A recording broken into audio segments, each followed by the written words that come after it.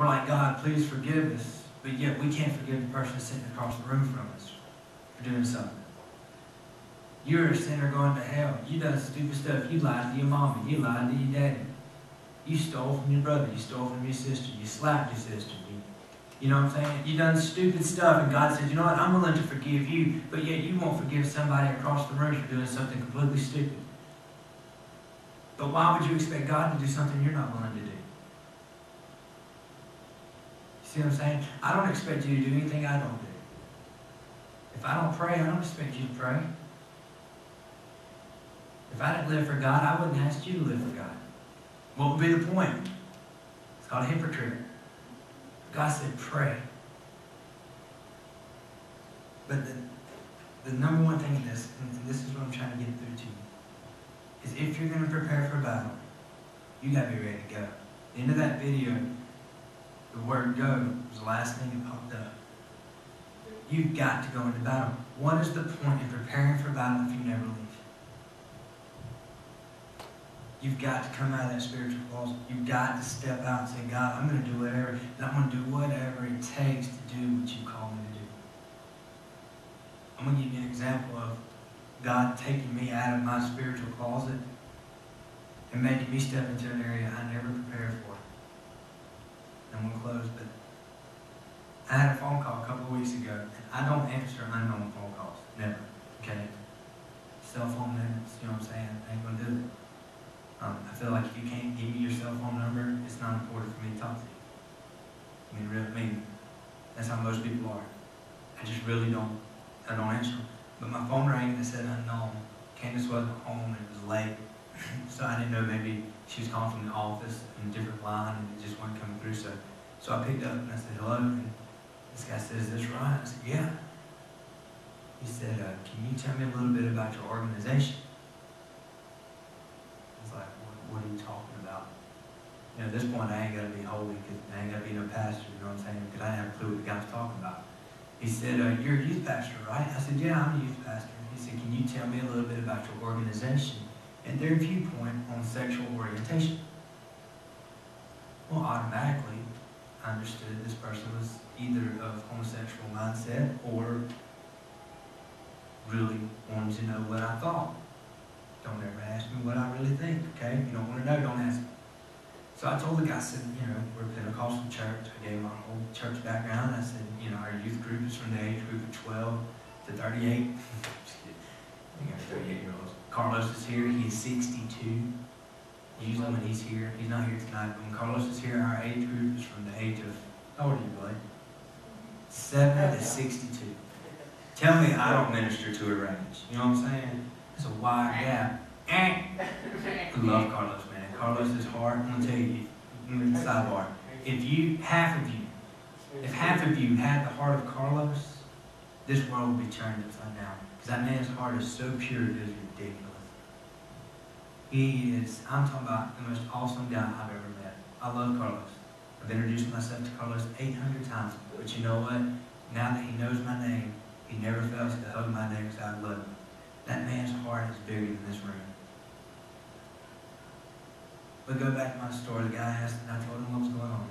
I said, but as far as the whole sexual orientation, I don't believe in homosexuality. I do not believe it's in Scripture. I believe it is sin. I don't condone it. I don't agree with it. I said, but I do this. I do love the person. I hate the sin. He said, well, I never said I was homosexual. I said, I never told you. I never said you were. I'm just telling you, I love the person, but I hate the sin. And he said, well, I am a homosexual. He said, but I just recently got saved, okay? If you know anything about me, I'm from the backwoods of Alabama. When I say back, man, like we had to drive towards the woods to get to the country. You know what I mean? Like past Beauregard in the woods, all right?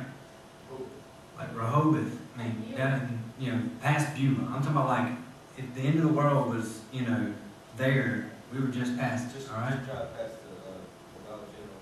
Yeah, drive past Dollar General, that's where I was. Slap out. But I was really, you know what I'm saying, I wasn't raised around homosexuals. I wasn't, so, am I homophobic? No. Do I like them? No. Have I ever had issues with them? Yes. But God said, you know what? I've never had that whole problem at all. Never thought that way. Pay attention real close, okay? This is extremely serious. To begin with, I almost got a little mad about it, but this is what I'm trying to get through to you. So me and the guy talked, and he told me who gave me his number, gave him my number and all this stuff. I didn't even know who that person was, so I was like, okay, that's cool, whatever. And he began to talk to me, and something came up, and he said, well, I'm sorry for bothering you. I won't bother you anymore. I said, no. I said, if you need somebody to talk to, I'll talk to you. Well, our phones got disconnected. So, in my mind, the closet Christian that I have been in the past, I was like, phew, that was the hook on that one. I don't have his number. It's not my responsibility to call him back. You know what I mean? That's how I normally think. But it's like God saying, you know what? I'm going to take you somewhere different. I've prepared you for this. So now you're going to have to put it into action. The man called me back. And I talked to him for a little bit. He said, you know what? He said, I've been talking to pastors and I've talked to different churches. Now, you know, he understood what kind of background I was from. He says, and nobody has allowed me to really talk to him about it. He said, I'm a homosexual. He said, but I'm born again. But nobody tell me what I need to do to restore my life. He said, they tell me I've got to talk like a man. I got to lose my lisp. I can't talk normal. I have to try to talk more manly. I stopped him. I said, dude, I'm going to tell you something. If that's how you are, that's how you need to be. God doesn't put up with fake people.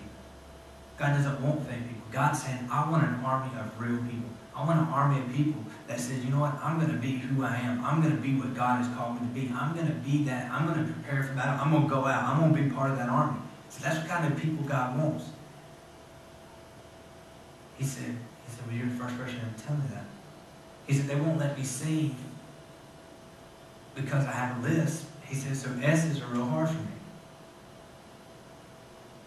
And in this moment right here, and this is, y'all are like, why are you telling us this story? I want you to pay close attention to this. This is what God's preparing you for, is to deal with situations like this. This guy said, I told him I was a musician, and he said, well, so am I. He goes, would you mind if I sang Amazing Grace to you? Okay, I'm on the phone with a homosexual that wants to sing Amazing Grace. How sweet the sound. That saved a wretch like me.